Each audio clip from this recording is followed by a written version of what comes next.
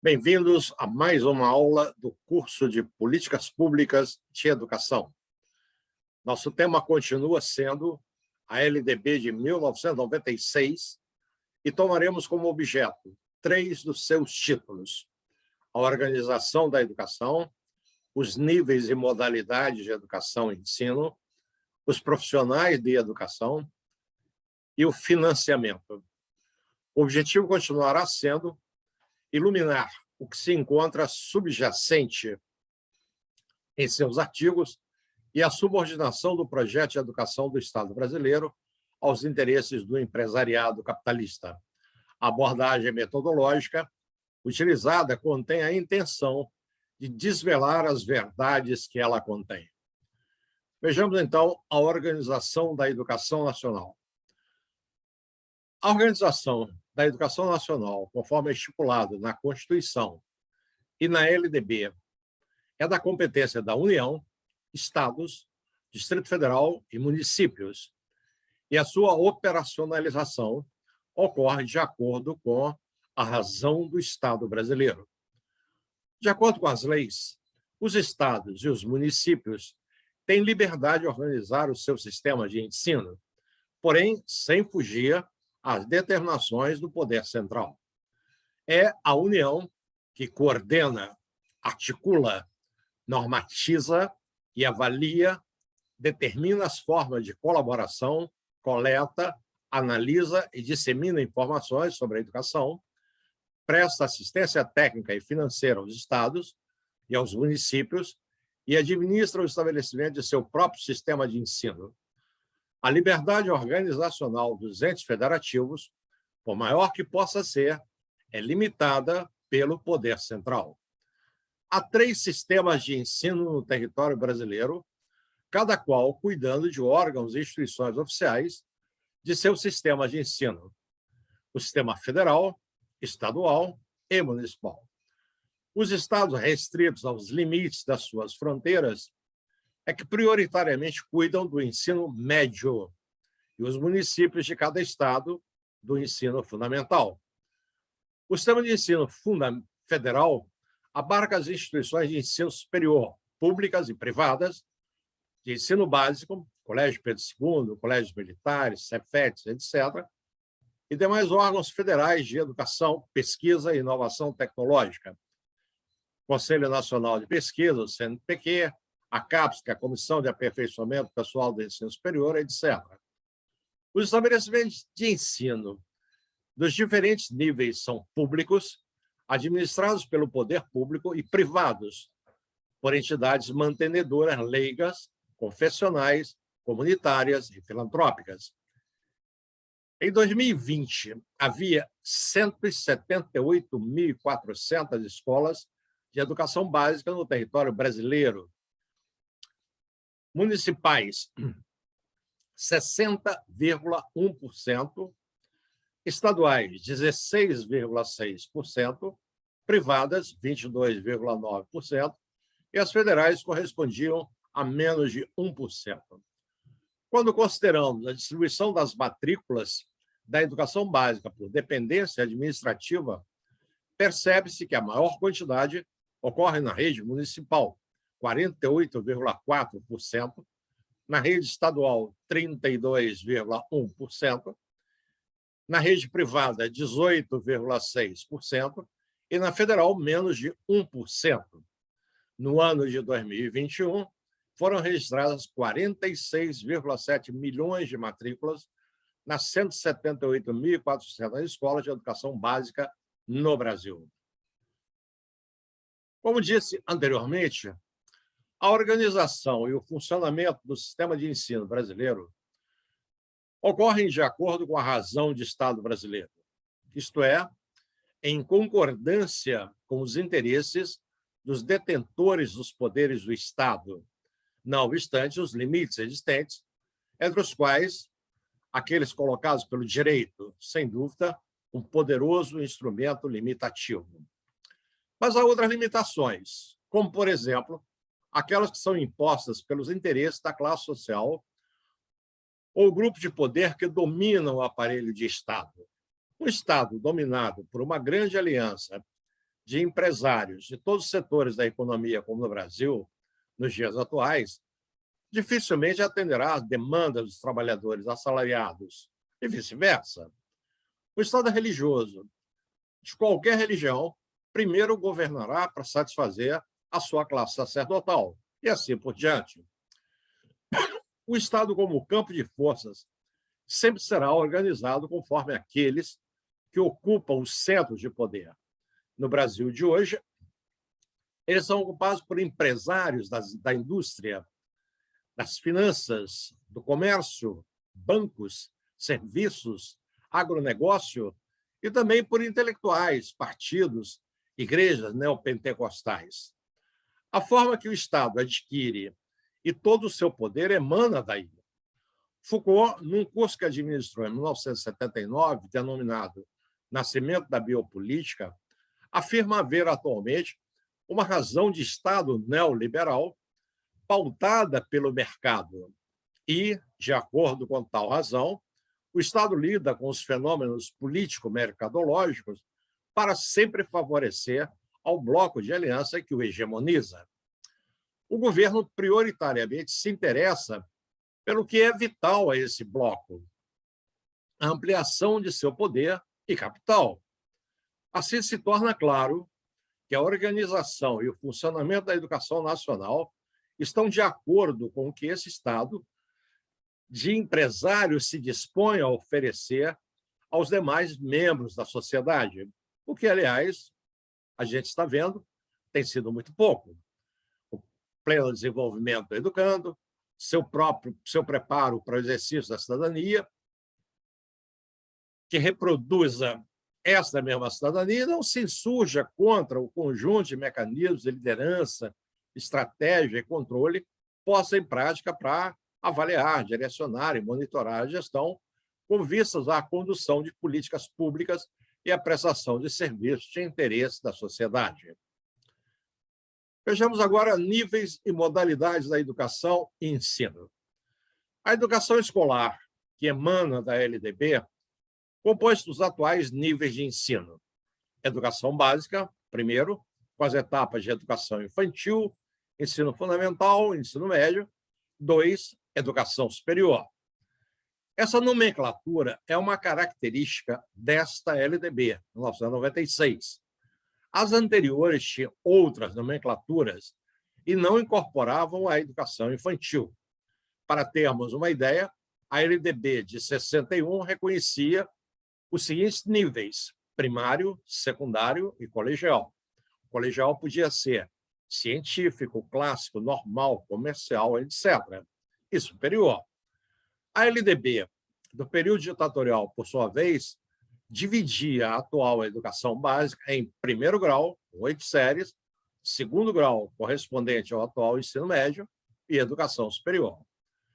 Além desses níveis e etapas, a LDB define como modalidade de ensino a educação de jovens e adultos, a educação profissional e tecnológica e a educação especial. A educação indígena e quilombola não constituem modalidades de educação. A LDB só se refere à educação indígena en passant, alertando para a necessidade de ofertar escola bilíngue e intercultural aos povos indígenas. Quanto ao oferecimento de educação às populações quilombolas, o tratamento que ela dispensa é o mesmo que dispensa às escolas rurais no seu artigo 28. A LDB atual, em relação às anteriores, apesar de atender às demandas do mercado, contém significativos avanços, com destaque para o aumento da escolaridade obrigatória para 11 anos, a partir dos 3 anos de idade e até os 17. Também merece destaque a inclusão da educação infantil até os 5 anos de idade no sistema de ensino nacional. Permite à escola complementar a ação educacional da família e da comunidade e equaliza o tempo de duração da educação básica com outros países. Por fim, deve-se destacar a consideração da educação básica como uma totalidade, isto é, como um conjunto estruturado no qual as partes têm influências umas sobre as outras. Se antes as políticas podiam ser realizadas para determinados segmentos, por exemplo, só para o primário ou só para o primeiro grau, séries iniciais, a partir da promulgação desta LDB, as políticas passarão a pensar todos os anos, os 11 anos da escolaridade básica. Foi por essa razão que o ex-presidente Lula da Silva transformou o Fundef, Fundo de Manutenção e Desenvolvimento do Ensino Fundamental e de Valorização do Magistério, em Fundeb, que é a mesma coisa, Fundo de Manutenção e Desenvolvimento da Educação Básica e da valorização dos profissionais de educação. Falemos agora sobre os profissionais de educação. A LDB define como profissionais de educação escolar básica os que nela exercem a docência, estando em efetivo exercício e tendo sido formados em cursos reconhecidos. Eles precisam ser habilitados em nível médio ou superior ou serem portadores de diploma de pedagogia ou de curso técnico ou superior em área pedagógica ou afim. O profissional com notório saber reconhecido pelo sistema de ensino pode ser docente em áreas afins à sua formação. O mesmo vale para o graduado em qualquer área que tenha feito complementação pedagógica. Isso merece uma explicação. Supomos que na escola técnica de uma determinada cidade estejam precisando de professores de carpintaria e não há nenhum diplomado à disposição para esse trabalho. O que é possível fazer? Contrata-se o carpinteiro, que a cidade inteira elogia o seu trabalho, reconhece o seu trabalho, e ele pode ser, uma vez reconhecido pelo sistema de ensino como um carpinteiro de muito conhecimento na sua profissão, ele pode se tornar professor. O mesmo vale para o médico que queira dar aula de ciências ou de biologia. Ele não tem formação pedagógica, mas poderá dar aula de ciências e biologia se ele tiver uma formação complementar feita em curso de nível superior. A LDB é preciso atentar. Com relação ao tratamento que ela dispensa ao profissional de educação, ele ora é chamado como profissional de educação, ora é chamado como professor. Nas LDBs anteriores, isso não existia. Somente havia professores trabalhando nas escolas do país. Foi somente quando a razão de Estado passou a ser mercado e que se desenvolveu uma concepção técnica que reduziu o docente à mesma condição de todos os demais profissionais assalariados, chegando-se ao ponto de consagrar o dia 6 de agosto como Dia Nacional dos Profissionais de Educação, revogando-se o decreto que declarava o dia 15 de outubro como o Dia do Professor. De certa forma, com essa nova denominação, conclui-se um processo de proletarização do professorado brasileiro.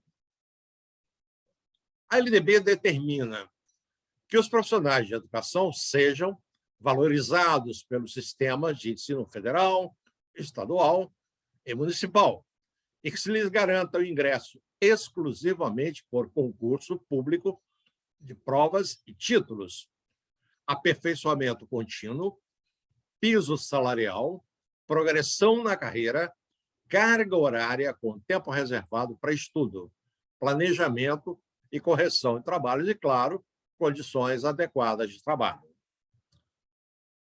Financiamento da educação. Desculpem. Os recursos financeiros para a educação brasileira são provenientes de impostos recebidos pela União, estados, Distrito Federal e municípios, transferências determinadas pela Constituição e outras, receita de salário e educação e de outras contribuições sociais, incentivos fiscais e outros recursos legais. A União deve aplicar, no mínimo, 18% de tudo que arrecada, os municípios, Distrito Federal e estados devem aplicar 25% do que for arrecadado. O valor inicial para efeito de cálculo é dado pela receita estimada na lei do orçamento anual. No orçamento executado, isto é, efetivamente pago em 2020, as aplicações públicas em educação corresponderam a 2,49% do total arrecadado.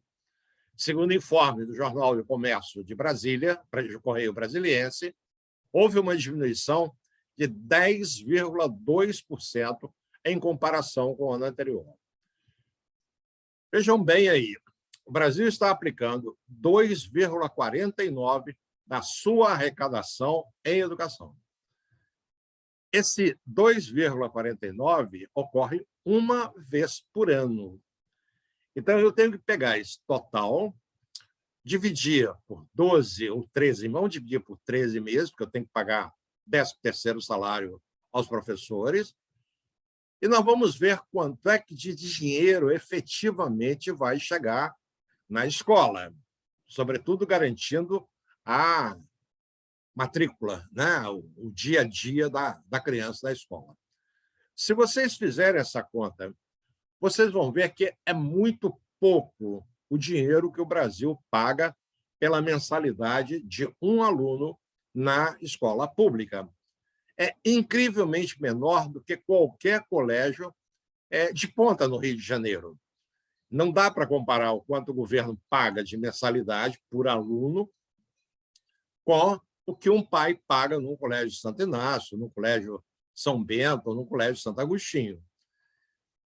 Quando a gente faz essa simples continha, a gente começa a verificar, por que os salários dos professores são tão baixos.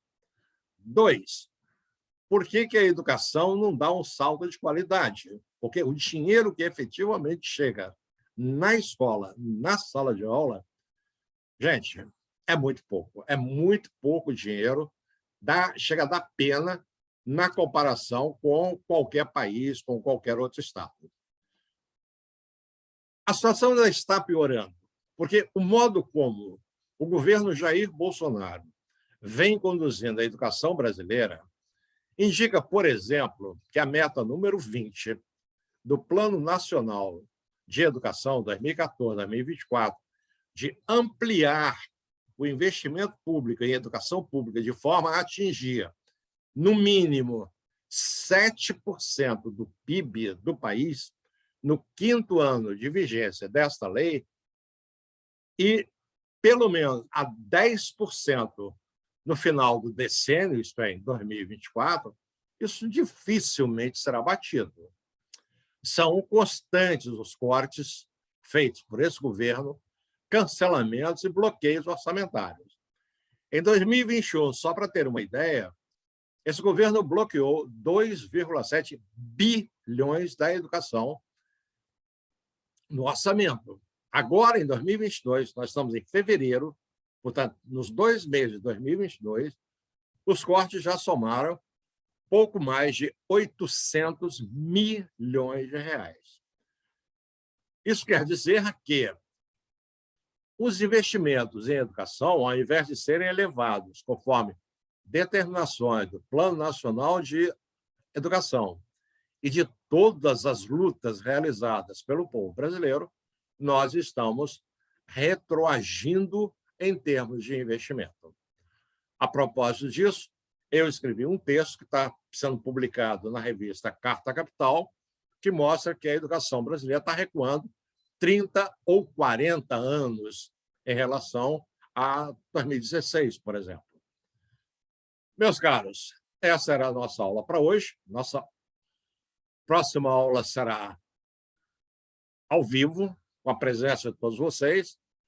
Peço, por gentileza, que leiam os textos das leis internacionais, para que a gente possa fazer um debate na nossa aula ao vivo, a nossa próxima aula.